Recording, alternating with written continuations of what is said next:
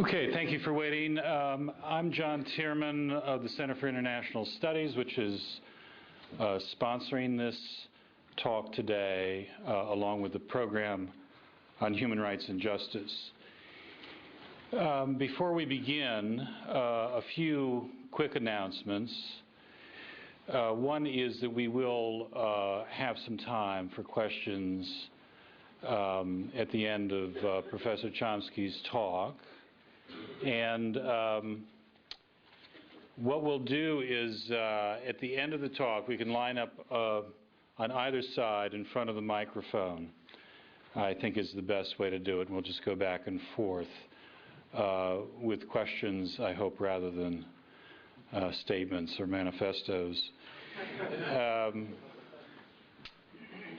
Also, the Center is sponsoring a couple of talks that potentially of interest to this audience in the next month or so. One is coming on January 29th. I think late afternoon. You'll have to check our website for exact time and location. On refugees, a remarkable book assembled on refugees, refugee voices by the actress Mia Kirshner, and she will be here actually for an IAP activity for the next 2 weeks, starting next week, and we'll cap it off with a public talk. That's on the 29th. And then on the 19th of February, we will have Eyal Weizman, who is a Israeli architect and critic, social critic, who will be here, also a late afternoon lecture on February 19th. Again, location you can find on our website. Today, I am introducing the man who needs no introduction, so I won't give him much of one, except to say that we're really delighted that Noam Chomsky can join us today. Certainly one of the world's most important intellectuals and activists, and speaking today on a subject he knows well. So please help me in welcoming Noam Chomsky.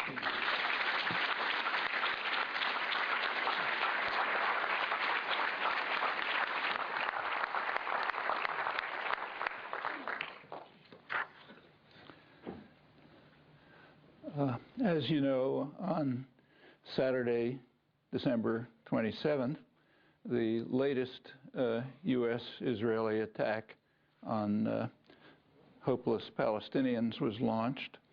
It had been meticulously prepared. We know from the Israeli press that both aspects of the campaign had long been carefully prepared, both the military aspect and the propaganda aspect, learning from the lessons of the 2006 invasion of Lebanon, which it was argued was not planned well from a military point of view and was not advertised properly. So this time, both of those aspects were under control with extensive programs, and that means we can be reasonably confident that anything that's happening or that is said is purposeful. It's planned that way. Maybe not everything, but most of it. One thing that was planned carefully was the time of the launching of the war. It was carefully chosen. It was shortly before noon on Saturday, when children are returning from school and crowds are milling around in the streets of densely populated Gaza City. And it took only a few minutes to kill well over 200 people and wound around 700, which is an auspicious opening to the mass slaughter of defenseless civilians trapped in a tiny cage with nowhere to flee. That was Saturday, December 27th. Last Saturday, 2 weeks later, Israel barred humanitarian shipments to Gaza Strip because we have to, after all, honor the holy days. None of this is at all surprising. It's familiar. Just to mention one parallel, which is relevant. I'll come to it later. In June 1982, when Israel launched its U.S.-backed invasion of Lebanon, the first target attacked was Sabra and Shatila refugee camps, later to become famous because of a major massacre. The bombing hit the hospital, the Gaza hospital, killed more than 200 people. That was the opening day of the invasion, which killed maybe 15 to 20,000 people, destroyed much of southern Lebanon, large parts of Beirut. It was able to proceed as usual because of U.S. support, U.S. authorization, U.S. arms, diplomatic support, which included vetoing a series of Security Council resolutions calling for an end to the carnage. The aggression was undertaken, also as usual, and as conceded, in fact, to defend Israel, namely from the threat of a peaceful political settlement. That's contrary to much routine deceit in the United States, particularly, but it's all so well documented, it's hardly necessary to talk about it. All of this is normal, and it's not concealed by high Israeli officials. Just to give one example, 30 years ago, the chief of staff of the army, Mordechai Gur, pointed out that, quote him, since 1948, we have been fighting against a population that lives in villages and cities. Israel's major military analyst, Ze'ev Schiff, summarized his remarks. He said, the Israeli army has always struck civilian populations, purposely and consciously. The army, Gur said, has never distinguished civilian from military targets, but has purposely attacked civilian targets.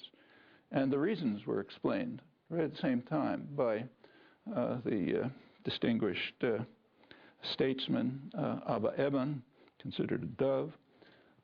He said there was a rational prospect, ultimately fulfilled, that affected populations would exert pressure for the cessation of hostilities, satisfying Israel's goals. Eban happened to be commenting on a speech by Menachem Begin, which presented a picture, Eban said, of an Israel wantonly inflicting every possible measure of death and anguish on civilian populations in a mood reminiscent of regimes which neither Mr. Begin nor I would dare to mention by name. Eban did not contest the facts. He criticized Begin for speaking about them so frankly, which could be harmful to the Israeli image. His own views, which I just quoted, could also be attributed to countries that we dare not mention by name. Well, as the latest U.S.-Israeli assault on Gaza began, a small boat, the Dignity, was traveling from Cyprus to Lebanon. There were doctors and human rights activists aboard, and they intended to violate Israel's criminal blockade and to bring supplies to the trapped population. The boat was intercepted far out at sea in international waters. The Israeli Navy rammed it without warning, severely damaged the boat. It managed to limp to a Lebanese harbor. Israel provided the routine lies, terrorists, etc., and claimed that the boat wasn't rammed. But unfortunately for the propaganda system, there were respected journalists on board, including CNN correspondent Carl Penhall, who reported, there were other Al Jazeera reporters, but Penhall is hard to dismiss, though he was dismissed. Also aboard was Cynthia McKinney, the former representative, a candidate, presidential candidate for the Green Party. She and other passengers verified Carl Penhall's account, which I've just stated. This is all quite a serious crime. For example, ramming and almost sinking a boat in international waters is a much more serious crime than piracy off the coasts of Somalia, for example. It received very little notice, a few words here and there, which reflects a tacit acceptance of the principle that Israel is authorized to carry out crimes on the high seas in order to defend itself against any interference with its illegal military occupation by trying to provide some succor to the victims. Also tacitly accepted is that the Gaza Strip is occupied territory. That is, Israel has a right to impose a siege on it. Well, that lack of attention, again, makes good sense. It's all very familiar. For decades, Israel has been hijacking ships in international waters between Cyprus and Lebanon, killing passengers, kidnapping them, many of them brought to Israel, some held as hostages for a long time, imprisoned, sometimes in secret prison torture chambers, which have been exposed in Israel and Europe, but not reported here. And it's known. You occasionally see a mention of it in U.S. commentary, but never considered very serious. So there's no particular reason why this new crime should be greeted with anything more than a yawn. These regular practices are quite significant. They underscore the utter hypocrisy of the standard claim that Israel had the right to invade Lebanon once again in 2006, fifth invasion, because soldiers were captured at the border. Actually, as I say, this has been Israeli practice over many years. Has been far more extreme, intercepting ships, killing people there, capturing them as hostages. All of that is far more extreme crime than capturing soldiers at a border post. You can think what you do about that, but it doesn't rank anywhere near it. So if that justifies the invasion, which once again devastated southern Lebanon and parts of Beirut, if principles operated, you can draw your own conclusions. But fortunately, they don't operate, fortunately for the U.S. and its clients. This cross-border operation of Hezbollah in 2006 was its first cross-border action of any kind in 6 years since Israel had withdrawn from southern Lebanon, where it had occupied southern Lebanon with U.S. support for 22 years in violation of Security Council resolutions. Meanwhile, Israel daily violates the border throughout these 6 years, as indeed it is doing today. And again, that's with impunity and nothing more than a yawn, if it's even mentioned. Well, these new crimes that began on December 27th, they don't fit easily into any of the standard categories, except for one, namely familiarity. They do fit into that category. I've given a couple of examples, and if there's time, I'll return to more. Literally, the current U.S.-Israeli invasion falls under the category of terrorism, at least according to the U.S. official definition of the word, but that does not capture the enormity of the crime. It cannot be called aggression, and the reason is that it's taking place in occupied territory. That's accepted in the West tacitly, and it's basically beyond question. It's recognized by Israeli scholarship. So the most important case I know is the one and only comprehensive scholarly history of Israeli settlement in the occupied territories. It's been translated now into English, called Lords of the Land by Edith Zertel and Akiva Eldar. They point out that, quote, after Israel withdrew its forces from Gaza in August 2005, the ruined territory was not released for even a single day from Israel's military grip or from the price of the occupation that the inhabitants pay every day. Israel left behind scorched earth, devastated services, and people with neither a present nor a future. The settlements were destroyed, the Jewish settlements, in an ungenerous move by an unenlightened occupier, which in fact continues to control the territory and kill and harass its inhabitants by means of its formidable military might, which is exercised with extraordinary savagery, always with firm U.S. support and participation, crucial fact for us, even before the latest onslaught. The U.S.-Israeli assault on Gaza escalated in January 2006, a few months after the formal withdrawal, because Palestinians committed a real crime. They voted the wrong way in a free election, and that's a serious crime.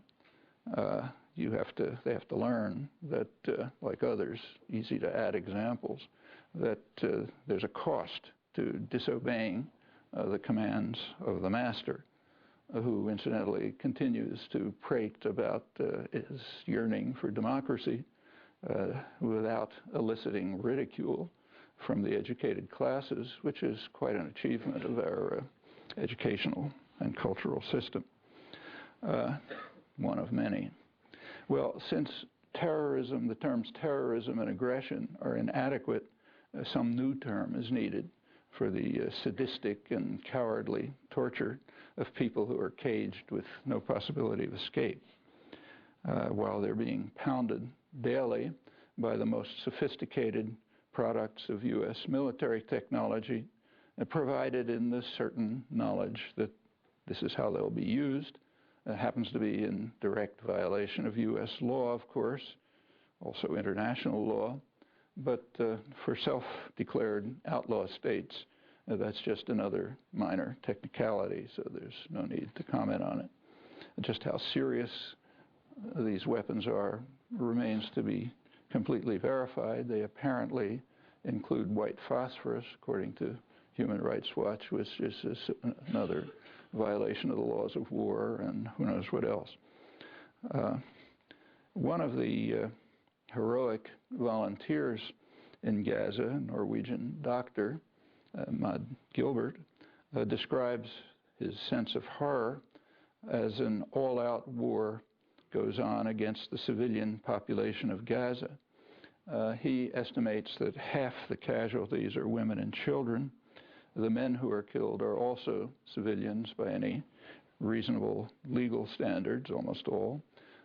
He says that he has scarcely seen a military casualty among the hundreds of shredded bodies, but that's in accord with the Gur Eben principles, which I mentioned, and in fact with consistent practice.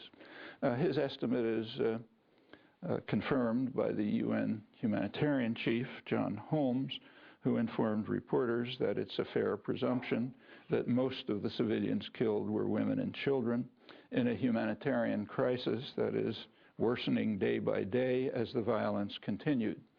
Those who don't like that story can be comforted by the words of Tzipi Livni, who's the leading dove in the electoral system, who assured the world that there is no humanitarian crisis in Gaza thanks to Israeli benevolence. Like others who care about human beings and their fate, Gilbert and Holmes pleaded, in fact, for a ceasefire, but not yet. The U.S. blocked the Security Council from issuing a formal statement calling for a ceasefire. There was an official reason, which I'll quote. There was no indication that Hamas would abide by any agreement. Of all the justifications that have been offered for delighting in slaughter, this must rank among the most cynical. Of course, that was Bush and Rice. They're soon to be replaced by Barack Obama, who compassionately repeats that if missiles were falling where my two daughters sleep, I would do everything in order to stop that. He's talking about Israeli children. Beyond that, he's maintained his silence. A few days later, under intense international pressure, the U.S. did back a Security Council resolution which called for what they called a durable ceasefire. It passed 14-0, the United States abstaining. Israel and U.S. hawks were angered that the United States did not veto it, as the usual practice is. The abstention, however, does give Israel, if not a green, at least a yellow light to continue with the slaughter. The resolution called for stopping the flow of arms into Gaza, though not into Israel. In fact, vast quantities of arms continued to flow into Israel. On December 30th, 3 days after the latest invasion, the Pentagon released the fact that that the U.S. has commissioned several German ships to bring huge quantities of arms from Greece to Israel. They're just, nobody knows what they are. They're labeled ammunition. I think it was 3,000 tons. The very few inquiries to the Pentagon about what's going on were answered with assurance that the arms would arrive too late to be used in the current assault against Gaza, which is probably correct. The Pentagon also said that they're not really intended for Israel, which is also probably correct, but rather they are being prepositioned in Israel. Israel is regarded as an offshore U.S. military base right in the periphery of the most important region of the world, the oil energy producing region. It's one of its contributions, one of its services to U.S. power. And the arms that are prepositioned there will be, if the Pentagon is accurate, not for Israeli violence, but for U.S. violence. So the next act of aggression in the region can make use of the arms stored there for the purpose. There's much more. If it ever gets reported, it will be, you can predict that it will be explained that this is to defend, to protect the free flow of oil and to assure stability. Those are the technical terms used for aggression and criminal violence standardly. Well, going back to the UN resolution, did call for stopping the flow of arms into Gaza. In fact, but it also, I'll quote, ensures the sustained reopening of the crossing points on the basis of the 2005 Agreement on Movement and Access between the Palestinian Authority and Israel. Well, what was the 2005 agreement? That determined that the crossings to Gaza would be operated on a continuous basis, that is, never closed, and that Israel would also allow the crossing of goods between Gaza and the West Bank, the two parts of Palestine. In January 2006, the U.S. and Israel abandoned the agreement. That's part of the punishment of Palestinians for voting the wrong way in a free election. We take democracy very seriously here. It must be understood. There's a good deal of sober debate these days on what the attackers hope to achieve. I don't think that's very obscure when we take a brief look at recent history. Israel abandoned Gaza in September 2005. Why?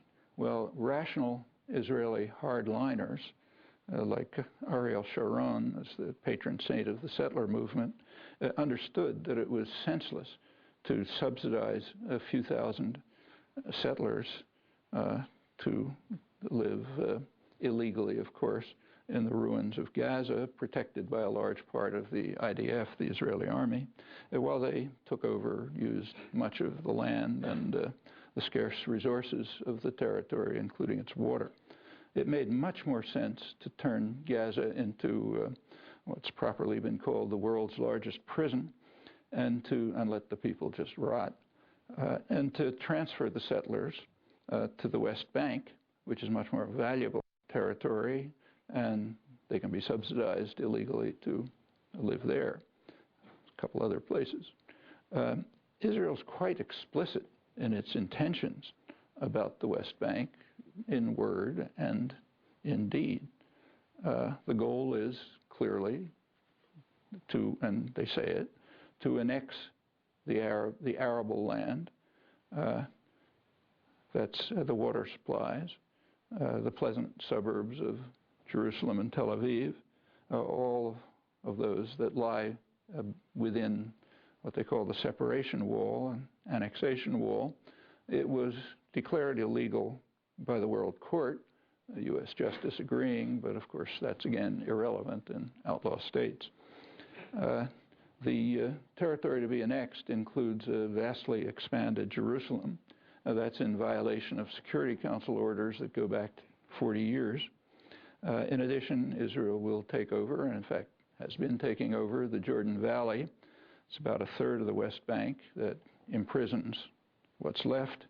The part that's imprisoned is broken into fragments by settled salients, two major salients that basically trisect the territory, and many other settlements, and hundreds of mostly arbitrary checkpoints, which are designed to make life impossible for the two-headed beasts who may remain and will be like drugged roaches scurrying around in a bottle. I'm quoting the highest Israeli political and military leaders, in this case the revered princes, as they're called.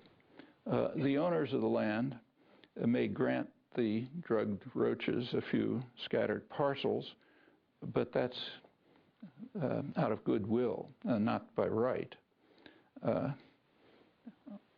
Prime Minister Olmert, as you may recall, addressed a joint session of Congress in May 2006, and to rousing applause and a standing ovation, he said, "I believed and to this day still believe in our people's eternal and historic right to this entire land." The entire land includes at least everything from the Jordan to the sea, and given his background, it may include Jordan as well, to which his party laid claim. He also announced a program for what he called convergence. That's for taking over, a program for taking over whatever is valuable in the West Bank, leaving the Palestinians in isolated cantons. Such plans are not new, maybe the details are, but they trace back to the earliest days of the occupation, a few days after the end of the war. Defense Minister Moshe Dayan, who among the Israeli leadership is perhaps the most sympathetic to the Palestinian plight, he explained poetically that the situation today resembles the complex relationship between a Bedouin man and a girl he kidnaps against her will. You Palestinians, as a nation, don't want us today, but we'll change your attitude by forcing our presence on you. You will live like dogs, and whoever will leave, and meanwhile we'll take what we want. That's 1967. At the very moment, there was no doubt that these announced policies were criminal.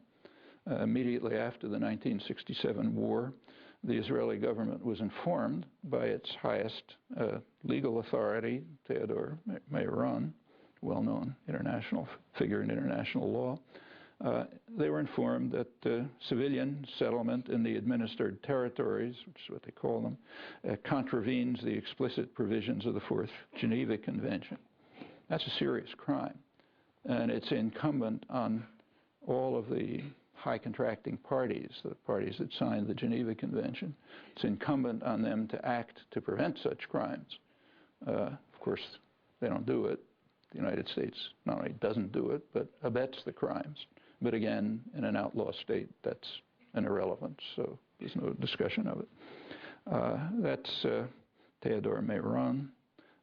He was supported by Israel's justice minister, concurred in his judgment.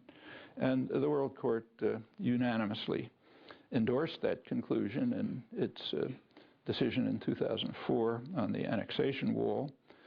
Meanwhile, the Israeli High Court formally agreed with the World Court while disagreeing in its usual convoluted style, if you look at the judgments. In the West Bank, Israel can pursue its criminal programs with U.S. support and with no disturbance. That's thanks to its effective military control and by now also the cooperation of the collaborationist Palestinian security forces that have been armed and trained by the United States and its allies. It can also carry out regular assassinations and other crimes while the settlers rampage under IDF protection. But while the West Bank has been effectively subdued by terror, there still is resistance in the other half of Palestine, the Gaza Strip. That too has to be quelled for the U.S.-Israeli programs of annexation and destruction of Palestinians to proceed, hence the invasion of Gaza. The timing of the invasion was presumably influenced by the coming Israeli elections. Ehud Barak, who runs the invasion, had been lagging badly in the polls, but one Israeli commentator, Ron HaKohen, in the early days of the slaughter, calculated that for every 40 Arabs killed, Barak gains one parliamentary seat. However, the reasons lie much deeper than winning an election. I think the reasons are those that I mentioned, and they're really on the surface. It doesn't take much insight to perceive them. Well, aggression always has a pretext. In this case, there's a mantra that's endlessly repeated. You've heard it 1,000 times in Israel and the United States and in Europe. And the mantra is that Israel has the right to use force to defend itself against Qassam rockets. And that's partially accurate. The rocketing is a criminal act, and it's true that a state has the right to defend itself against criminal attacks, but the claim that a state has the right to use force to do so goes far beyond any principle that we would or should accept. So, for example, I doubt that there are many people here who think that Nazi Germany had a right to defend itself against the terrorism of the partisans, which was quite real. Kristallnacht in 1938 was not justified by the fact that Herschel Greenspan assassinated a German embassy official in Paris. The British were not justified in terrorizing Irish Catholics in response to IRA terror. And incidentally, when they finally sensibly turned to the sensible policy of addressing legitimate grievances in the territory they occupied, the terror ended. It's not a matter of proportionality, that widely used word. It's a matter of choice of action in the first place, proportional or not. Is there a more justified response than violence, forgetting proportionality? Well, any resort to force always carries a heavy burden of proof. And in every case, including the present case, we have to ask whether it can be met. Can it be met in the case of Israel's effort to quell any resistance to its criminal actions, both in Gaza and in the West Bank, where the criminal actions continue relentlessly? Perhaps I may quote myself, if you don't mind, in an interview in the Israeli press a couple of years ago on Olmert's announced convergence plans for the West Bank. What I said is that the U.S. and Israel do not tolerate any resistance to these plans, preferring to pretend, falsely of course, that there is no partner as they proceed with programs that go back a long way. We may recall that Gaza and the West Bank are recognized to be a unit, so if resistance to the U.S.-Israeli annexation, cantonization programs is legitimate in the West Bank, then it is in Gaza too. I think that's correct.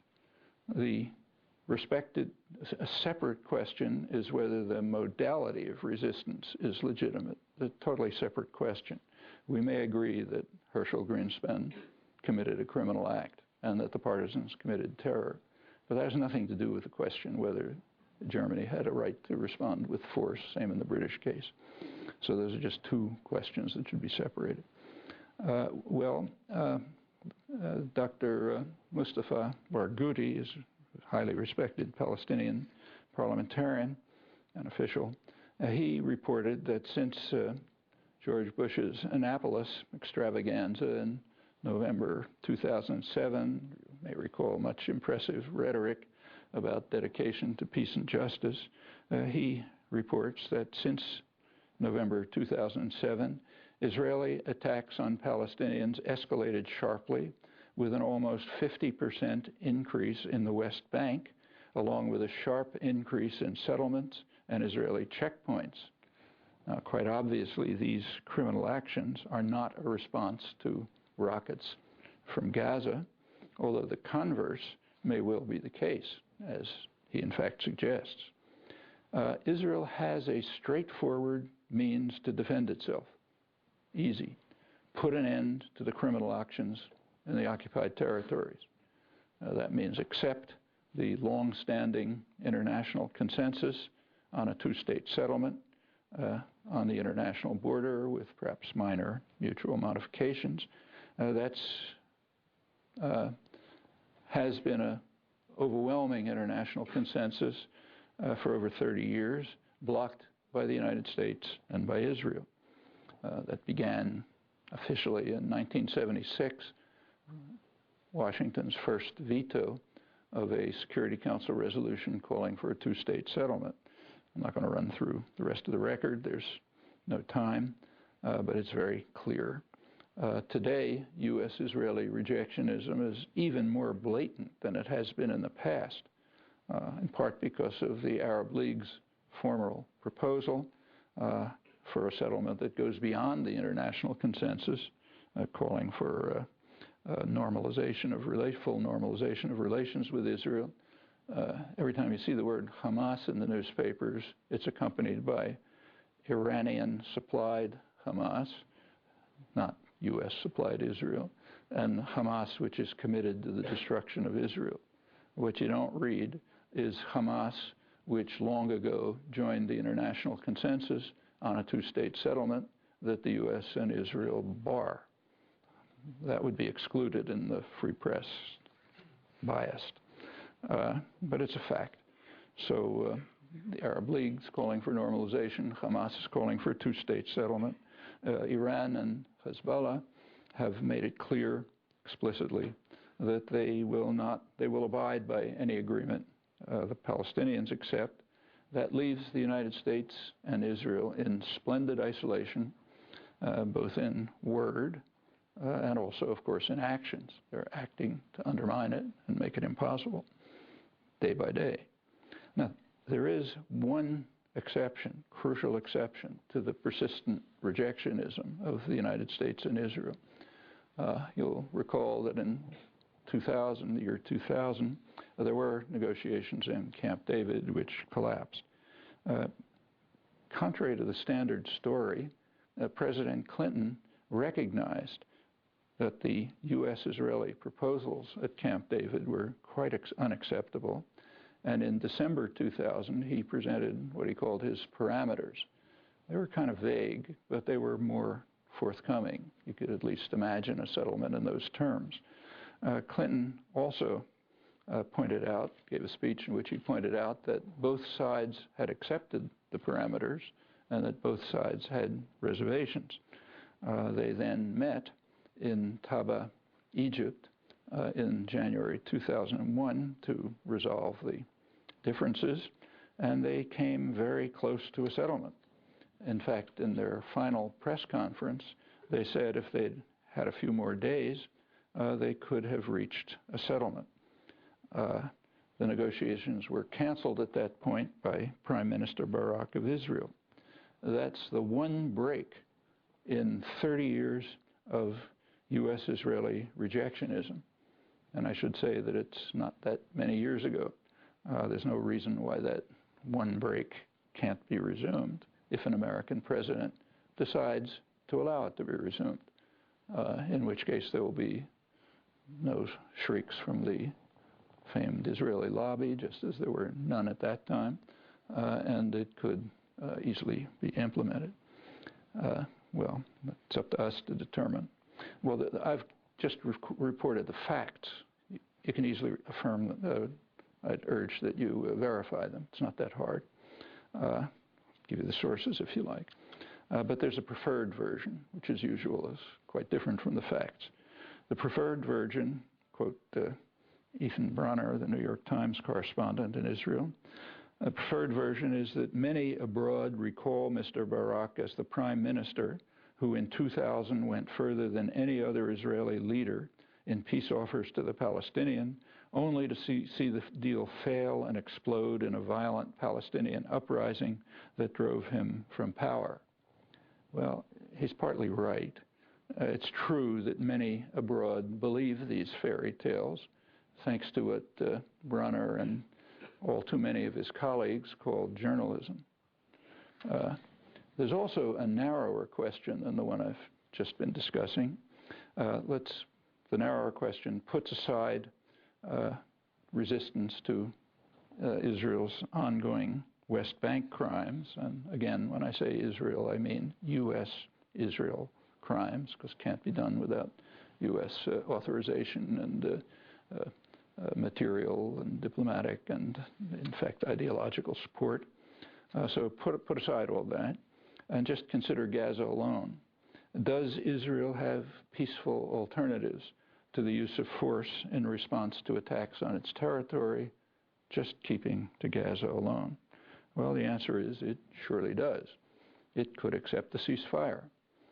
Sometimes, in fact, it has accepted a ceasefire while instantly violating it. Now, the most recent case, crucial case, is June 2008. There was a ceasefire that was instituted. It called for opening the border crossings, quoting, to allow the transfer of all goods that were banned and restricted to go into Gaza.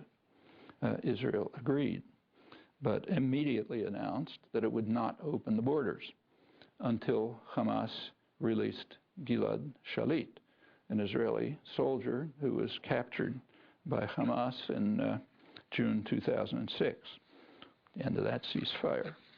Well, that's another mantra, incidentally. Everybody's heard about Gilad Shalit and the terrible crime of capturing him and how, till he's released, how can you move towards peace? But that's just more hypocrisy. In fact, the hypocrisy is so blatant, it really is an oppressive feat for Western journalism, especially American journalism and intellectual culture, to suppress it. One day before Hamas captured Shalit, Israeli soldiers entered Gaza City, and kidnapped 2 civilians, the Muammar brothers. Their names are not known. They brought them to Israel, and of course in violation of international law, to join the thousands of other prisoners held there, close to 1,000 without charge. And of course, that had been regular Israeli practice for a long time. I mentioned some of the cases. Now, kidnapping civilians is a far more serious crime than capturing a soldier of an attacking army. But all that remains in memory, allegedly blocking peace, is the capture of Shalit. Again, that reflects the difference in treatment between human beings on the one side and 2-legged beasts on the other. Shalit should be returned in a fair prisoner exchange, but try to find an honest comment on this anywhere. It was after the capture of Shalit that Israel's military attack passed from vicious to truly sadistic. But it's well to remember that even before his capture in June 2006, Israel had fired more than 7,700 shells at northern Gaza since its September withdrawal, eliciting virtually no comment, maybe none. Israel has maintained the siege ever since it rejected the June 2008 ceasefire that it accepted. A siege is an act of war, justifying massive violence in response. Now, that's a point on which Israel has always insisted when its own access to the outside world is hampered in any way. In fact, it's the justification for major wars. So if that's true, it surely should be a justification for rockets. Israel went so far in the siege as to prevent the UN Relief and Works Administration, the UN agency that keeps Palestinians alive, it kept them from even replenishing their stores. So when the ceasefire broke down, we ran out of food for the 750,000 people who depend on us. That's John Ging, the Irish director of UNRWA, informing the BBC.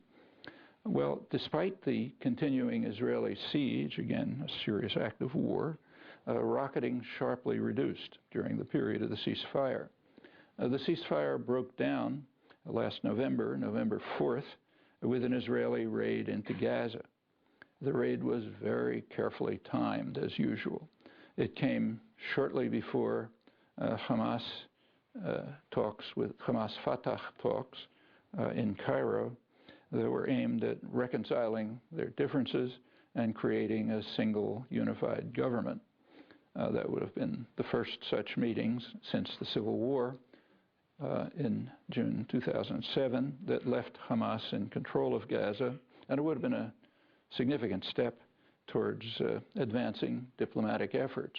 So it was quite useful to undercut that danger by violating the ceasefire and invading Gaza, killing 6 people. The Civil War itself was instigated by the United States and Israel. It was a very crude attempt to carry out a military coup to overthrow the democratically elected government that the United States opposes. Again, pretty standard practice. Well, the blockade was tightened further after November 4th, disastrous consequences for the population. Both sides escalated violence. All the deaths were Palestinian, and that continued until the ceasefire formally ended on December 19th, and Prime Minister Olmert authorized the full-scale invasion. A few days before that, about a week before, Hamas had proposed to return to the original July ceasefire agreement, which Israel had not observed. That offer was transmitted to a senior official in the Israeli army by Robert Pastor. He's an academic historian and a former Carter administration high official. But Israel did not respond, except by launching the invasion. Of course, Israel was aware of it. The head of Shin Bet, that's the internal security agency, was quoted in Israeli sources on December 21st as saying that Hamas is interested in continuing the calm with Israel while its military wing is continuing preparation for conflict. Okay, so no calm. We'd rather have conflict. Israel's senior diplomatic correspondent, Akiva Eldar, reports that shortly before Israel launched its full-scale invasion on Saturday, December 27th, Hamas, I'm quoting him, Hamas Politburo Chief Khalid Mashal proposed ceasefire and return to the arrangement of 2005, which permitted continuous opening of the crossings for desperately needed supplies. The response was the invasion. In a front page think piece on the latest Gaza invasion, New York Times correspondent Stephen Lee Myers writes that in some ways the attack on Gaza was reminiscent of the gamble Israel took in Lebanon in 1982 when it invaded to eliminate the threat of Yasser Arafat's forces. He's correct. There is a similarity and the threat is the same. He's correct, but not in the sense he had in mind. In 1982, as in 2008, the threat was the threat of political settlement, and it was crucially necessary to eliminate that threat. That's, again, standard practice. I mean, it's not that Israel does not want peace. Of course it wants peace. Everyone wants peace. Hitler wanted peace, for example. The question is, on what terms?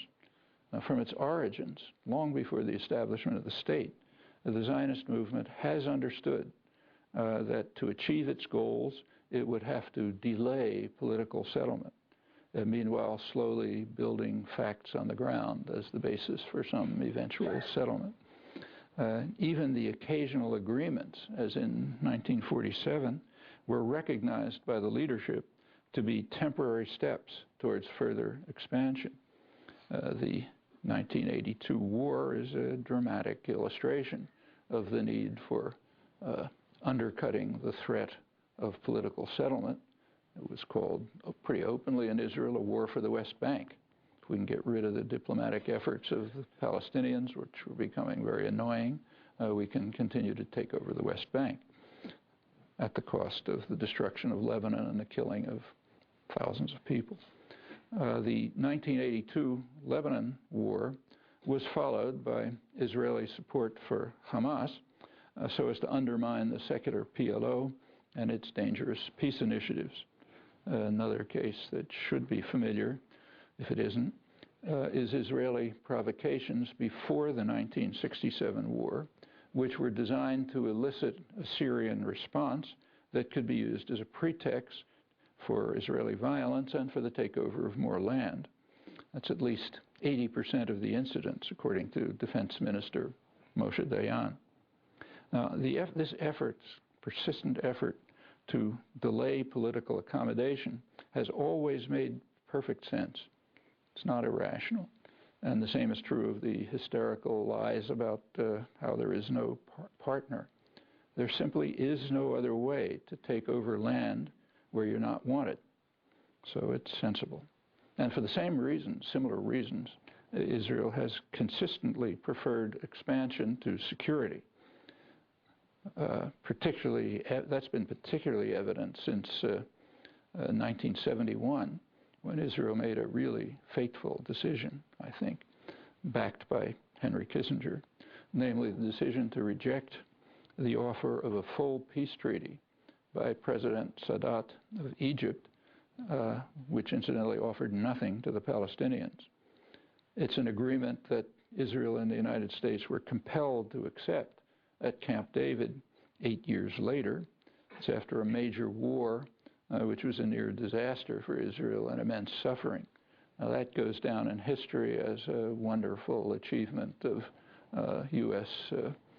Involvement in bringing peace. In fact, it was a diplomatic catastrophe for the reasons I mentioned, but that's beyond the capacity of educated people to discuss or think about. Again, I urge you to look at the facts if you're interested. Now, a peace treaty with Egypt in 1971, which the U.S. and Israel rejected, that would have ended any significant security threat. There was none from the Palestinians, and Egypt is the major Arab military force by far. But there was an unacceptable quid pro quo. Sadat insisted that Israel abandon its extensive settlement programs in Egypt, namely in the northeastern Sinai. And as usual, security was a lower priority than expansion, as it still is. Today, Israel could have security, normalization of relations, integration into the region, but it very clearly prefers illegal expansion, conflict, a repeated exercise of violence to teach lessons to the two-legged beasts, actions that are severely eroding its security, even if it gains short-term military victory. One of the wisest voices in Israel, unfortunately a tiny minority, Uri Avneri, recently wrote that after an Israeli military victory in Gaza, what will be seared into the consciousness of the world will be the image of Israel as a blood-stained monster, ready at any moment to commit war crimes and not prepared to abide by any moral restraints. This will have severe consequences for our long-term future, our standing in the world, our chance of achieving peace and quiet. In the end, this war is a crime against ourselves too, a crime against the state of Israel. It's good reason to believe that he's right. If I can quote myself again, several decades ago, 30 years ago, I wrote that those who call themselves supporters of Israel are in reality supporters of its moral degeneration and its probable ultimate destruction. And regrettably, that judgment looks more and more plausible. Meanwhile, we're observing a very rare moment in history. It's what the late Israeli sociologist Baruch Kimmerling called politicide. That's the murder of a nation at our hands.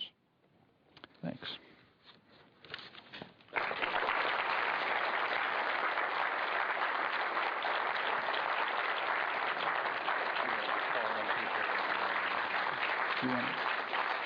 Are there mics out there?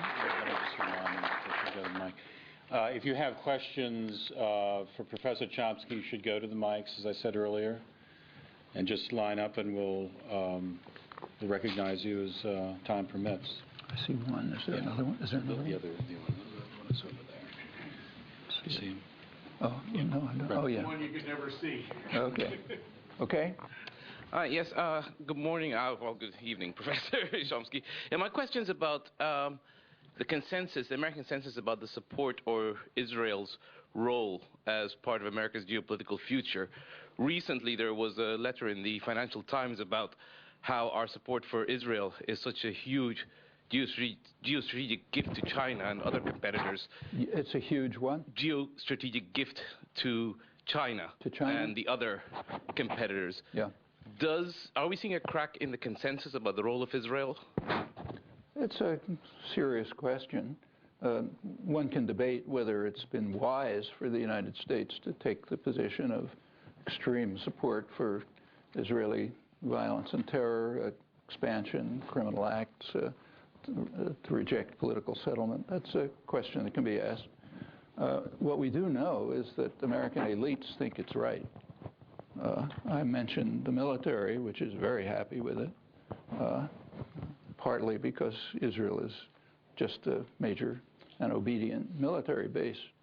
In fact, back in 1958, U.S. intelligence concluded that support for Israel is what they called, I think, it's a logical corollary of our opposition to what they call radical Arab nationalism. Radical just means independent, not following orders.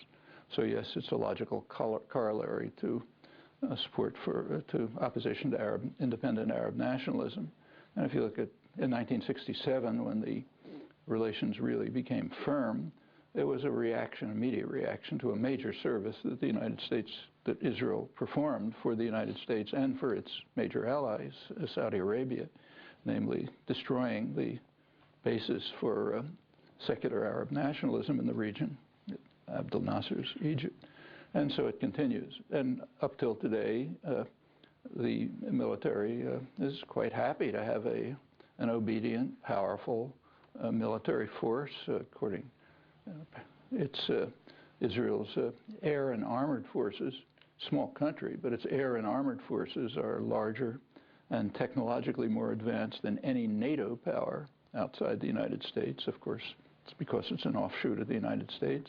Israeli and U.S. military industry are very highly integrated, so much so that one of Israel's major arms producers actually shifted its executive offices to the United States.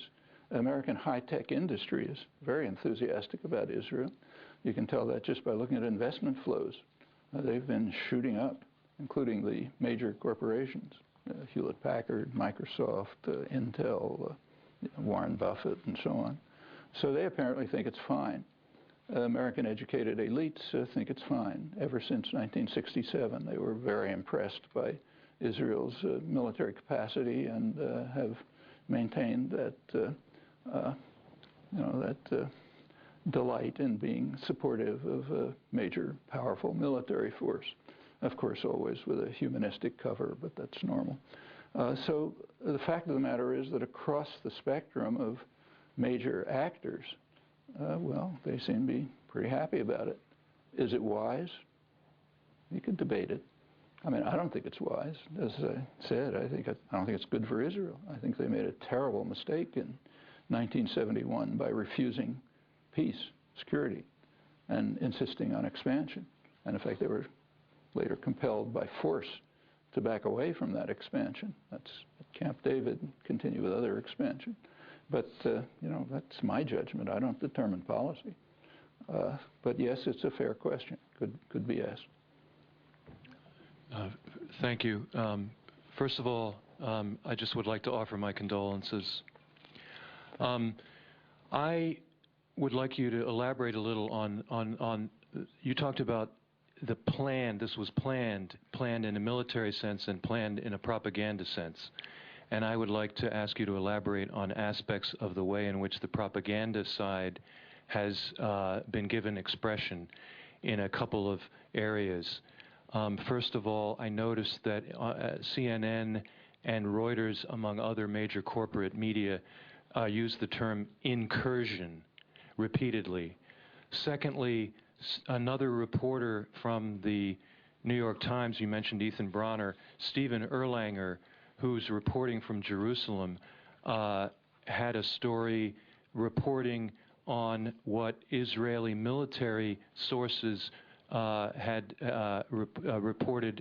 discussed with him, apparently, regarding people with weapons in Gaza in civilian clothes popping out of holes, and went into other details. And thirdly, there was interesting timing to me of a major front-page feature story based presumably on timed leaks regarding Iran and the fact that the Bush administration had supposedly said to Israel that they would not be authorized to fly over Iraq to bomb alleged nuclear facilities, but that instead the Bush administration were intensifying covert operations against those alleged programs in Iran. And finally, the interesting fact that Olmert supposedly spoke out against the occupation only weeks before launching this major invasion. Okay, I'm not sure I got everything, but the meticulous planning of the invasion is discussed extensively in the Israeli press, and to some extent here too. So, and it describes both aspects, the military planning and the propaganda effort. And it's how effective it's been, you know, one could argue. There's one area which is very effective in American elite opinion and in the press, but probably not among the population. The only poll I've seen shows the population very divided, roughly 50-50 on the invasion, despite the massive propaganda, which is just replicated almost without deviation in the media, including the examples you mentioned. As for reliance on Israeli military sources, well, of course, that's part of the propaganda system, kind of like the U.S. in Iraq, where reporters could go in if they were embedded, and meaning propaganda agents. And freelance reporters who tried to report, some of them were just dropped out of the corporate media. Others could do it as freelancers. In the case of Gaza, Israel has simply barred all reporters, foreign or it's even Israeli, because they want to make sure that there's no direct reporting. I mean, what you can get is, you know, cell phone calls or something like that, and reports from people like not Gilbert, this Norwegian doctor, and UN officials and so on. But you know, that's all part of what they call their Hasbara campaign. Israel has Hebrew, there are two words for propaganda. One of them is standard word for propaganda. The other, Hasbara, is for their own propaganda. And the word means explanation. The tacit assumption is that everything we do is so obviously right that all we have to do is explain it to people, and then they'll understand why we're actually exactly right. And that Hasbara campaign does work among American intellectuals and Western European intellectuals generally. As for the populations, it's an open question.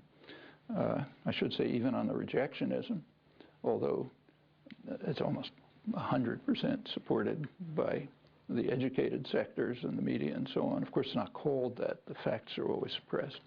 It's not among the population. Roughly 2/3 of the population is in favor of the Arab League plan, normalization of relations within the international borders, basically the international consensus. But as usual, public opinion has almost no effect on policy. It's an interesting fact about American democracy. It's in fact a matter of principle. There's kind of principled reasons which go back to James Madison, why that has to be the case. And it clearly is the case, and the public knows it. So about 95% of the public objects that public opinion is not taken into account by the government. But, you know, they're two-legged beasts too. They don't really understand important things. But that's part of the control. About the civilians popping out of holes, yeah, you can pull that straight out of Nazi propaganda, you know, British propaganda during the Revolutionary War, in fact, any imperial war.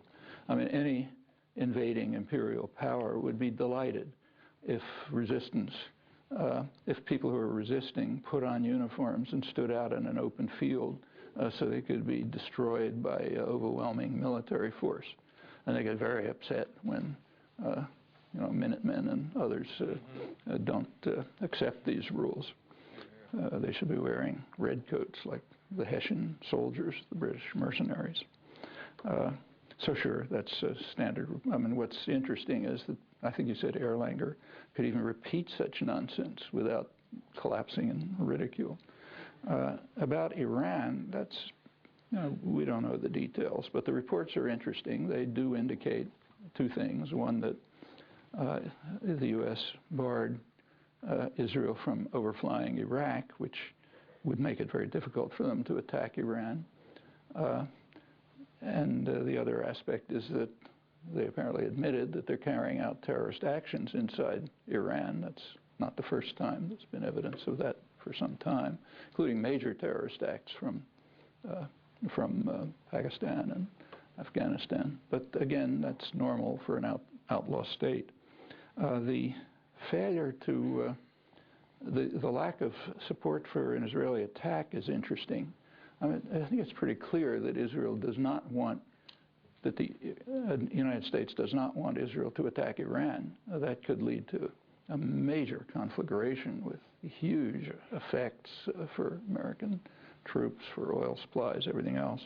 It wasn't much discussed, but there was a resolution, congressional resolution, debated in the House, H.R. 362, I think it was, which called for the U.S. to, in effect, impose a blockade on Iran, you know, bar shipping in the Gulf and so on. It had enormous support. AIPAC, the Israeli lobby, was passionately in support of it and pulling out all the strings. It initially had very overwhelming congressional support, but it was voted down. It was voted down in part thanks to lobbying by the anti-war movement, which is hardly a massive lobby in the United States. But it was voted down mainly because the U.S. government didn't want it. And the lobby consistently slinks away silently when it comes into conflict with U.S. power for good reasons. They know they haven't got a chance and they don't want to harm themselves. And this passed very calmly as well, many other such cases. As for Olmert, he did say, basically in his resignation speech, he had to resign because of charges of corruptions. So he resigned, and he's still in office, but basically resigned. And he did make a speech. It didn't make a speech. He had an interview in the press at that time in which he withdrew all of his earlier positions, all of them, and said that Israel must accept the international consensus, has to withdraw from the occupied territories, and maybe some modification of borders agreed upon, mutual modification agreed upon by both sides. In fact, he went back to essentially the Taba proposals, which, as I say, were almost realized, except that Israel blocked them at the end. That was his resignation speech. And it's interesting. It shows that he understood. And as you say, it was followed very shortly by rejection of possibilities of political settlement, crucial rejection several times, and the U.S.-Israeli invasion of Gaza, which is now underway. You can make of all of that what you want. Professor Chomsky, you've almost entirely glossed over the numerous war crimes and violations of international law which have committed by Hamas, the ruling party in Gaza. These include this targeting of civilian populations by sending thousands of rockets into southern Israel, and Hamas's well-documented use of human shields by doing things like hiding their armaments in preschools, ambulances, and hospitals. I was wondering if you had a response to these crimes. Yeah. Well, actually, I did talk about the first. As I pointed out, Hamas's targeting of Israeli civilian targets, yeah, those are criminal acts, as well as politically stupid. And therefore, I think it would make good sense for us to stop our enormous military, diplomatic, and ideological support for Hamas. Okay, that's what we can do about it. Of course, these crimes, like Herschel Greenspun's or like those of the partisans during the Second World War, it didn't come out of nowhere. These are a reaction to ongoing Israeli crimes, not only in Gaza, but extensively in the West Bank. And those who have another proposal as to what Hamas as what resistance ought to take, do have a moral grounds to criticize those actions. Okay, just as those in Germany who were calling for an end to Nazi aggression, you know, they couldn't because they get killed, but we're free to do it here, would have had a justification in condemning the terrorism of the partisans. They didn't have a justification for supporting the Gestapo slogan, terror against terror. You commit terror, we'll commit worse terror. The only people in Germany who had a right to criticize the terror that they were attacking were those who were trying to stop the far greater atrocities of the Nazis. Same with Kristallnacht, same with many other cases. The same with the American Revolution. I mean, the American, you know, the patriots, as we call them, we're terrorist forces. I mean, in those days, terrorism wasn't as extreme as it is today, nor was military conflict. But, yeah, it was serious. I mean, that's why the number of people who fled the colonies after independence was higher, or approximately the same, as the proportion of the population that fled Vietnam after the U.S. withdrew. They fled the terror of the victors. I mean, there were people fleeing from Boston Harbor, writing pathetic letters about how they were dying in the snow in Nova Scotia because they just had to get away from these terrorists who won the war. This is not a major theme of American history, but you can find the facts if you like.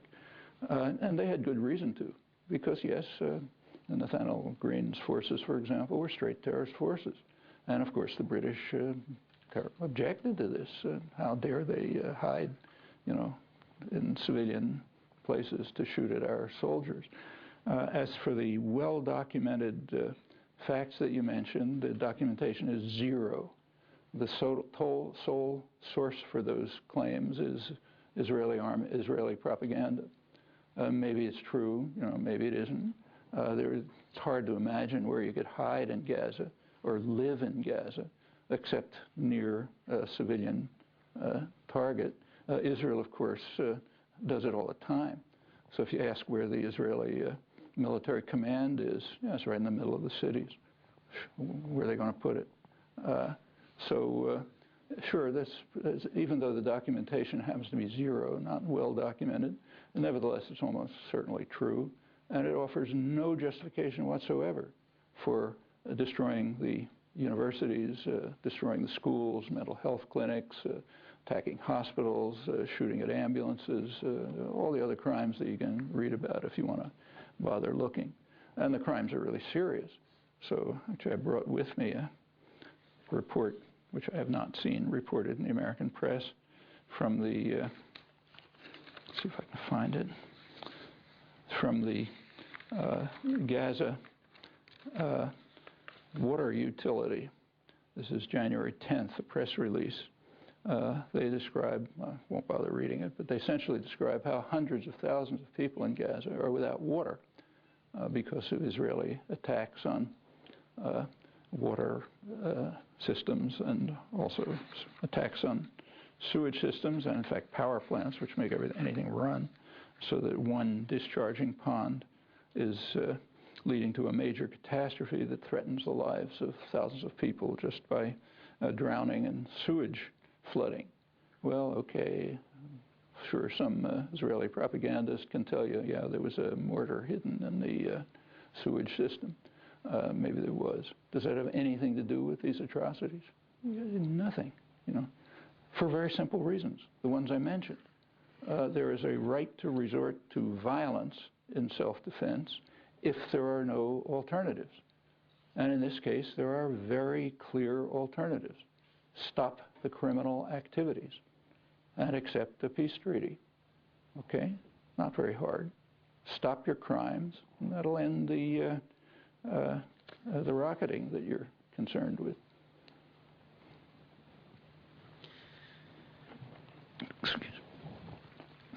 Professor Chomsky, while this may seem obvious, because you've touched on it time and time again, why is it that the U.S. media appears to completely lap up the propaganda while appearing to not do any sort of objective journalism, which is what every single journalist student has, you know, studied to do? What in the world is going on? Well, for one thing, I think, the U.S. media are just as good as any others. If I had one newspaper in the world to read, I couldn't read any other, I'd pick the New York Times. Just, you know, I don't love it, as you know. And the reporters themselves, not so much in the case of Israel, but in many cases, are courageous, honest. You know, they report what's before their eyes, objective, if you like, but very typically, consistently, within a framework of interpretation that's subordinated to state corporate propaganda. Now, that's unconscious, and it's true of the intellectual community generally.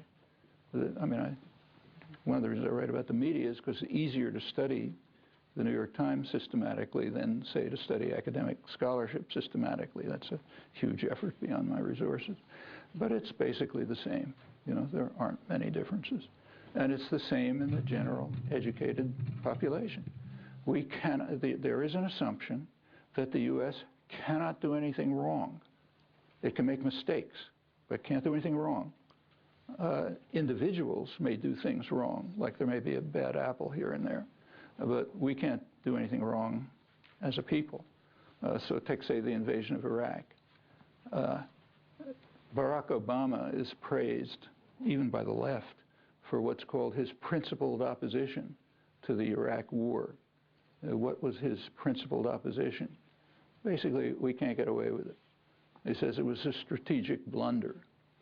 Okay, you go back to Pravda in the 1980s, when the Russians were invading Afghanistan. There are plenty of people saying it's a strategic blunder. We don't call that principled opposition to the war. After Stalingrad, there were plenty of Nazi generals who say, look, it was a strategic blunder to open a two-front war. Are they principled opponents of the Nazis? I mean, the very idea that this is called principled opposition is a very interesting insight into our own intellectual and moral culture. It's totally unprincipled. It's based on nothing except cost to us. I mean, maybe there's a couple of words about, you know, I don't like civilian casualties. But it's very hard to find any principled opposition in the culture, in the intellectual culture generally. And it's also true of things that go way back. And so take the Vietnam War. There's been, you know, reams of material on that. but try to find a principled criticism of it in the mainstream. If you look at the literature of, say, diplomatic history today, or anything that goes way back, you find two positions. They're the hawks, who say, with more force we could have won, and they're the doves who say it was a lost cause, which was a mistake. Say, take Arthur Schlesinger, who's a leading American historian, Kennedy advisor, one of the most outspoken doves.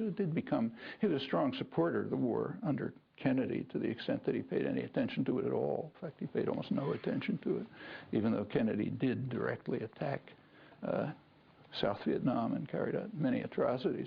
But if you look in Schlesinger's journals, which just appeared, almost day-to-day record of everything he did, there isn't even a mention of Vietnam until the Johnson years.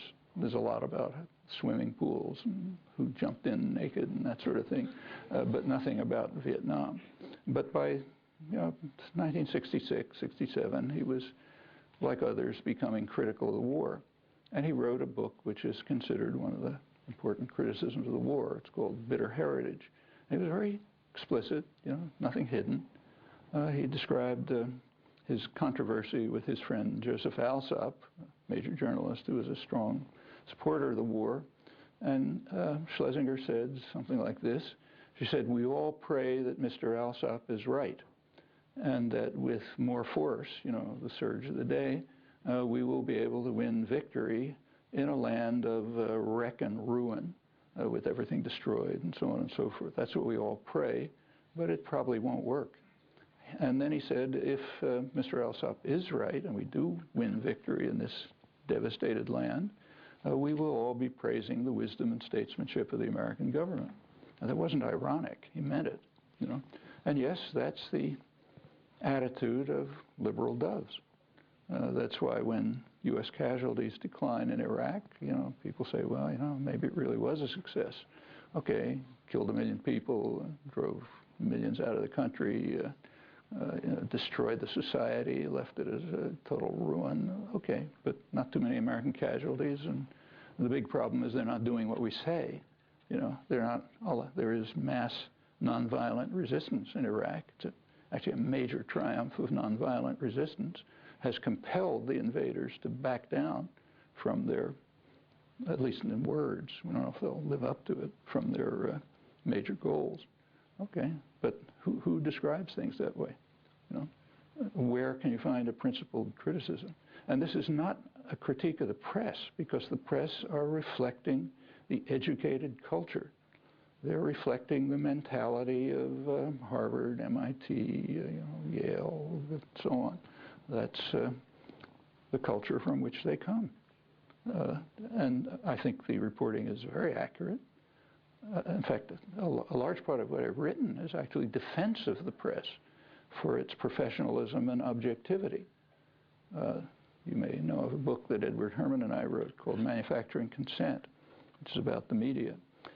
There's a lot of condemnation of the book, but nobody looks at it. This is material you're not allowed to look at. It doesn't keep to the party line. But a large part of it, if anybody wants to look at it, is a detailed analysis of media coverage of the Tet Offensive. Tet Offensive is a crucially important event. And after the Tet Offensive, Freedom House, great defender of freedom, published 2 thick volumes denouncing the press for their lack of patriotism, because they didn't report the Tet Offensive in a manner glorifying the United States sufficiently. Straight out of Stalinist Russia, that's Freedom House. 2 volumes, one of commentary, one of documents. And they claimed the volume of commentary, condemned the press for being on the side of the Viet Cong and hating America and all the usual stuff. And then there was the volume of documents that's supposed to back it up. Well, I carried out the heinous act of actually reading the documents. The volume of documents completely refuted everything that they said in the volume of commentary, line by line. If you want details, look at the book. We went through it, and we concluded that contrary to the Freedom House Stalinist-style attack, the press was very courageous, competent, accurate. People described what they said, but entirely within the framework of U.S. doctrine, U.S. propaganda. So, like, everything we're trying to do was right and noble, but we just had to destroy half the place because what choice do we have? But it's described accurately. Now, it's interesting that the media hated that defense of their objectivity and professionalism. They would much rather be portrayed the way Freedom House portrayed them in its Stalinist-style attack, as traitors, challenging authority, and so on and so forth. They like that. What they don't like is you're doing your job very competently and courageously, but you're completely subservient to propaganda and the party line. Nobody likes that. So that part of the book can't be read. But yeah, I think it's generally true. And I think those are the reasons. I mean, there are other reasons too, like the media, after all, are big corporations, selling a product, audiences to other corporations. That surely has an effect, and so on. I forget which side. You've said a lot about sources that you've cited versus propaganda from various governments, and I imagine that a lot of the propaganda is written to look very similar to what you're citing as appropriate sources and to act like facts. And my question is, how do you personally differentiate between facts and facts? Like, how do you decide what you want to trust? Are you an MIT student? Yes. Okay, so you've taken science courses. Yes. How do you decide what to believe? I mean, it's the same in this case. You don't believe every paper you see in the journals because some of them don't seem to make sense. And if they don't, you look back and see whether their data are correct and are the sources right. Was the doctor who wrote it in the pay of the drug companies and so on and so forth. Sure, and it's the same here. You just use the normal common sense that you use when you act as a scientist. I mean, it's a little different in the case of public affairs than science. I mean, Mother Nature is a hard taskmistress, but she doesn't purposely put up barriers in the way of understanding, okay, as when you're reading, say, the press or academic work and so on. But it's pretty, on the other hand, it's a lot easier in the case of public affairs because it's all on the surface. There's no theories to speak of. I mean, try to find a theory in international relations theory. What's called a theory is laughable. You read what's called just war theory. I could go through details if you like, but what it comes down to is I believe. That's the way every argument runs. So it's all on the surface. Everything that I talked about today is on the surface. You can check it. It's just, like bare data. If you don't think it's right, look it up. That's why I continually said verify it. Very simple. You'll find plenty of propaganda, like a couple of examples that I read. But you can also find the facts, and you can make your own mind. It's way easier than in the sciences in that respect, though harder in that you have to overcome barriers. But there's no special tricks.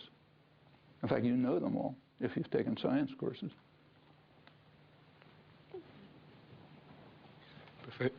Professor Chomsky, good afternoon. In your opinion, what is the responsibility of the Arab League? The responsibility of who? The Arab League. The Arab countries, particularly the neighboring countries like Lebanon, Syria, Jordan, and even the oil-producing countries like Saudi Arabia. And going back to Lebanon, why do you think Hezbollah hasn't took any firm action yet, either like tactical action or, I mean, they just stuck to speeches? Thank you. Well, with regard to Hezbollah, I mean, I'm not privy to their internal thinking, but I can guess that the reason they're not reacting is they know if they do, Lebanon gets turned into a charnel house. Remember, Israel has, I'll repeat what I said, armed and air force greater, larger in scale and technologically more advanced than any NATO power outside the U.S. And if they unleash it against Lebanon, okay. As for the Arab League, they've taken mixed positions. For example, Prince Turki al-Faisal, one of the leading figures in Saudi Arabia, and one of those considered the most moderate, pro-American. He gave a very powerful speech at the Gulf Forum a couple of days ago, in which he bitterly condemned the U.S.-Israeli invasion, said we're all Palestinians now, if we have to martyr ourselves to defend the Palestinians, we should do it. Now, the governments aren't doing much, but exactly what are they supposed to do? I mean, they've got to control their own populations, which is hard. It's one of the reasons the U.S. sends them armaments, tons of armaments. And in fact, Israel has always been regarded as part of the defense of the ruling clerics against their populations. But first of all, they're not inclined to oppose U.S. power because they more or less agree with it for themselves. They have no use for the Palestinians, though the population does. And even if they wanted to do something, there's not much they can do. It's pretty hard to stand up against the Godfather. It is. About the only theory I know of in international relations theory that's not trivial or obviously false is that international relations is very much like the mafia. And the Godfather does not brook disobedience and has plenty of ways of reacting to it. And you take your fate in your hands if you do something like vote in an election the way the master doesn't want, let alone interfere in some fashion. So, I don't like their position at all, but it's pretty hard to blame them.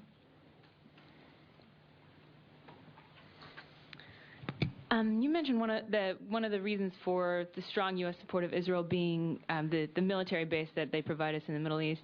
And it seems that the more support we give to Israel, the less secure the area really is, the less popular America seems to be in that region. And I don't know if there's a point at which our support of Israel will actually undermine our security. So my real question is, can you shed any more light on other reasons that America is so strongly allied with Israel? Other places it's as strongly allied with? No, other reasons that U.S. is so strongly allied with Israel besides it being just the best place to park our tanks. I didn't. Other reasons why Israel is so supportive? Oh, I see. Right. Yeah. Well, yeah, it causes plenty of anti-American feeling among the population, but nobody cares about that as long as they're under control, and that goes long before, way back, long before U.S. support for Israel. I mean, U.S. support for Israel, as I mentioned, it was always there, but it became really strong. The alliance was really established in 1967. Well, 10 years before that, in 1958, which happened to be a pretty turbulent period there, President Eisenhower inquired with his staff. This is in secret. It's been public for a long time. He asked, why is there such a campaign of hatred against us in the Arab world, among the people, not the governments. The governments mostly go along with us. But why is there such a campaign of hatred against us among the people? That's George Bush's "Why do they hate us?" And there was a response. There was an analysis, which had just been produced by the National Security Council, big highest planning council, which explained the reasons. It said there is a perception in the Arab world that the United States opposes democracy and development and supports tyrannies because the United States wants to get control of our energy sources. And it said, basically, the perception's correct, and that's what we ought to be doing. Okay, because, so there's a campaign of hatred against us, but as long as we've got what we want, what do we care? I mean, back to the mafia, Don. I mean, maybe the people on the street hate him, as long as he can run his affairs. Who cares about the two-legged beasts? And that remains true. And Israel was not an issue at that time. But after 9/11, one newspaper, to its credit, the Wall Street Journal, did a study of opinions among Muslims. Not all Muslims, just the ones they cared about, what they called moneyed Muslims, like managers of multinational corporations and lawyers and people like that. This is after Bush's "Why Do They Hate Us" speech. And they did an analysis of what the opinion was, and they found the same answers. It's not opposition to, globalization or capitalism, so-called capitalism, or U.S. power or anything. In fact, they're right in the middle of it. It said that they found overwhelmingly pretty much what the NSC reported in 1958.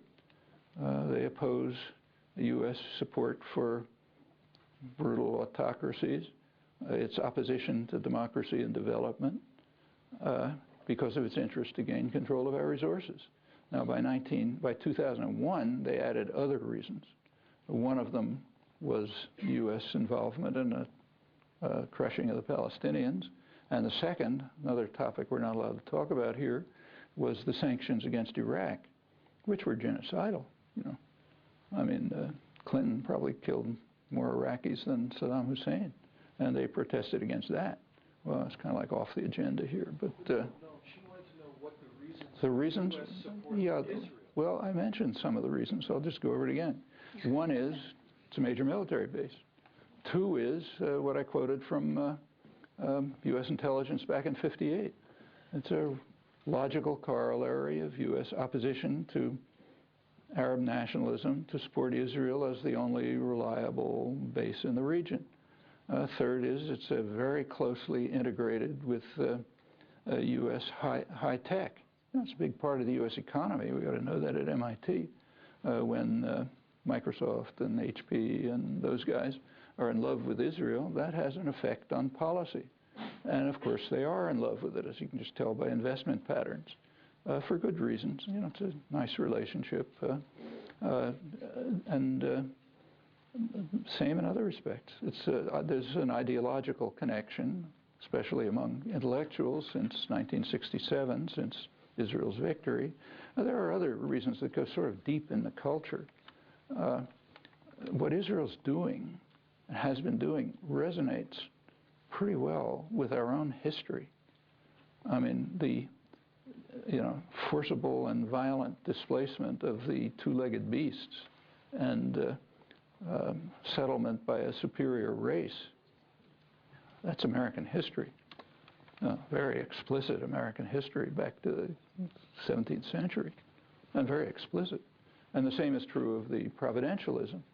You look back over American history and American culture, a very strong theme, all right to the present, and including people who call themselves secular, is that everything that's happening is fulfilling God's will.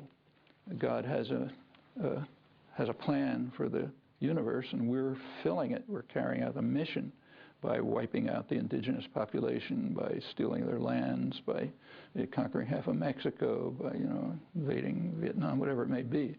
We're fulfilling the divine mission. It's providentialism, very strong theme in U.S. culture all the way back. And it's very similar in Israel. If you read, take, say, the book that I mentioned, the book on the settlements, which is a very valuable book.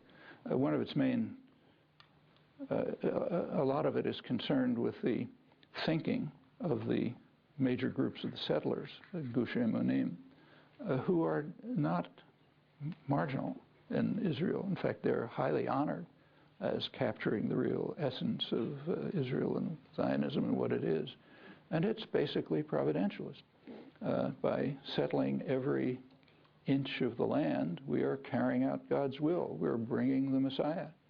If you think Ahmadinejad is extreme, you ought to read American history and the ideology of the settlers.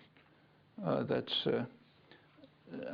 don't know how to measure it, but I suspect that this resemblance between our own history, what we call our own history, and Israel's settlement, replacement of the two-legged beasts by a superior race, is probably significant. And in the United States, it's not the right wing. You read this in Walt Whitman, for example, in Emerson, people like that. So there are plenty of reasons. They may not be good reasons, but they're certainly not insignificant. And when Israel goes against U.S. policy, the U.S. stops them, of course.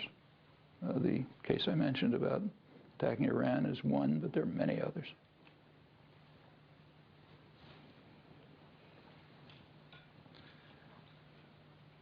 Dr. Chomsky, I'm Jim Schneider. I sell the Herald and the Globe in front of a donut shop in Bunker Hill Mall in Charlestown. I was wondering if you had a chance to notice the October 6th article in the Oil and Gas Journal, which describes the delineation of some supergiant oil fields off the coast of Israel. Yeah. And they also say that it's an arc that goes from Syria, follows the coast of Israel, and then goes over to Egypt. And what's kind of embarrassing is to look at this full-colored chart on the first page, and there's a nice deposit of higher quality condensates under Gaza. But there's no reference in the article that the Palestinian Authority is going to have any access to whatever monies are derived from what offshore territorial rights they would have. I guess evidently they don't have any, because if you can have the Israeli Navy off the coast, well, you probably can't have your own oil field business. But they found 15 billion barrels of oil and 100 trillion cubic feet of gas so far.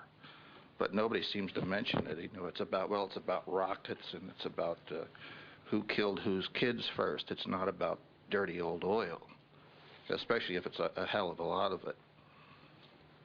Yeah, I'm kind of skeptical. I didn't read that article, but there has been reporting, and not reporting, but there are plenty of studies about that, and it's been known for a long time that there are gas and oil, mostly gas, I think, as you said, mostly gas resources off the coast of Gaza, not much off of Israel, or they would have exploited it. But I frankly doubt that that has much to do with what's going on. I mean, suppose that the United States stopped its rejectionism and permitted a weak, defenseless, unarmed Palestinian state to survive in accord with the national consensus. They'd have no trouble getting that oil. You know, thank you, sir. They don't have to let Israel conquer it to do. In fact, they'd probably get it more easily from a Palestinian state than from Israel, which is strong enough to have its own interests. So I doubt very much that that's a factor in what's going on. Professor Chomsky, given the fact that there are dozens of schools in the Boston area and at least over 100,000 students that could pretty easily organize themselves, would you support an area divestment campaign, divesting university and college funds in those businesses that are doing business with Israel on the model of the South African anti-apartheid divestment campaign? And I'm not hearing very well, I'm afraid. Would you support a divestment campaign publicly on the model of the South African anti-apartheid? South African boycott? Yeah. Well, Naomi Klein has just come out. That analogy is brought up a lot, but I'd urge you to pay some serious attention to the South African boycott. It was important, and it had an effect. But look at when it had an effect. There was an academic boycott of South Africa back in the 60s, but on very narrow grounds, because the universities were excluding blacks. Okay, so it didn't want to support racist universities, but that doesn't work in this case. The real boycott that began to be a mass movement with effects was mostly in the 1980s. That was after decades of serious education and organizing. It was at a time when American business was publicly opposed to apartheid, when congressional resolutions were condemning apartheid, when mayors were getting arrested, protesting this and that. By the time you had really mass public opposition to apartheid, yes, then you could have a boycott movement. But that preliminary work has not been done. And a call for a boycott is a tactical move. It's not a principled move. It's a tactic, And you have to ask what its consequences are. And I think if you think through the consequences before you've done the work, the educational and organizing work, it'll probably backfire. It'll be just, screams about anti-Semitism or support for Israeli atrocities and so on. So take a look at the history. It's worth looking at. Incidentally, by the 80s, it did get to the point where Congress passed legislation barring U.S. trade with South Africa. That's very different from where we are now, where Congress almost unanimously supports every Israeli atrocity that comes along, with Dennis Kucinich and 2 other people voting against it. Also, it's worth remembering that the Reagan administration violated the congressional legislation. And in fact, trade with South Africa increased after the legislation. And at the peak of the administration, that's Reagan, Colin Powell, and the rest, as late as 1988, just right before the collapse of apartheid, the U.S., the Pentagon, Powell's Pentagon, declared that the African National Congress was one of the more notorious terrorist groups in the world. That's Nelson Mandela and the African National Congress in Colin Powell's Pentagon, 1988. In fact, Mandela was on the terrorist list until a couple of months ago. They finally took him off, because the African National Congress was a terrorist organization. And it did carry out terror, undoubtedly. And I don't know the South African literature, but I'm sure they condemned it for, hiding in public places and not standing out in a field with uniforms so they could be shot down and so on and so forth. So yes, I think it's something to think about, but also to think about. See, in fact, if we could ever get to the point where you had enough activism and organization to even think about a boycott, you could do something much simpler. Get the U.S. to join the international consensus, as the majority of the population already wants them to do. Then, talk about boycotts. So I don't think it just doesn't seem to me like a sensible tactic.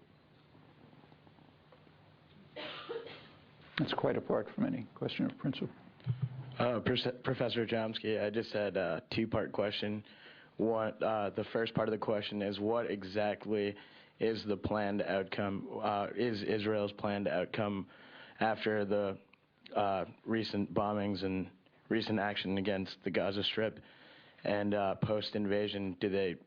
Are they really after just disarming Hamas's military wing, or do they have a complete coup planned? And also, my second question is, where could people find reliable death tolls and information about destruction in Gaza and in Israel? Because I see, a variety of numbers being thrown around about how many thousands of rockets are launched into Israel, but I never see much of a death toll associated with the thousands of rockets.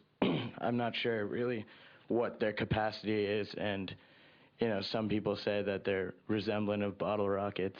I don't know, but I'd like to know more about them, and I'd like to see if there is legitimately collateral damage in being conducted in Palestine, or if it is in fact overkill. Well, I don't think there's any question that it's massive overkill. I mean, just look at the official casualty figures in the current invasion. The latest I saw, it's coming close to 1,000 Palestinians, which is almost undoubtedly an underestimate, because they don't count people who die because, they starve or can't get water or can't get to a hospital and so on. And I think, I don't know, I think there's like maybe half a dozen Israeli soldiers or something like that. Some of them killed by friendly fire. I mean, you can't talk about overkill. We're out of that league. For reliable information about the questions you're asking, the best place I know to look is in the major Israeli human rights group, Tellin, which has regular publications in English, pamphlets. You can find them on the web. T-S-E-L-E-M. And they give very judicious, careful analyses of everything that's going on. As to the numbers killed by the rockets in the last years, I mean, I forget the exact number, maybe a dozen or something like that. I mean, it's just, you know, but you can find them. And as for numbers of rockets, well, you can find them too. Like I quoted the figure 7,700 shells attacking northern Gaza before the onslaught in June 2006. That comes from Human Rights Watch. And, you know, they do analysis. You want information on white phosphorus? Yeah, it's coming from Human Rights Watch, which tends to be pretty supportive of Israel, incidentally, you know, although they do good work. But Tellin is the best source I know. As to Israel's plans, well, in my view, you know, I told you what I think about the reasons for the invasion, and I presume, if that's correct, that the plans are to make those reasons work. The plan is to get quiet, peace and quiet of the graveyard, if it has to be, which will enable Israel to carry out its criminal acts on the West Bank with U.S. support and without any interference. I presume that's the plan. Thanks.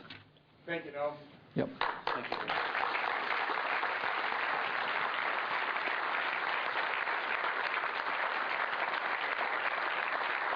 Thank you. Thank you for coming. Okay, thanks.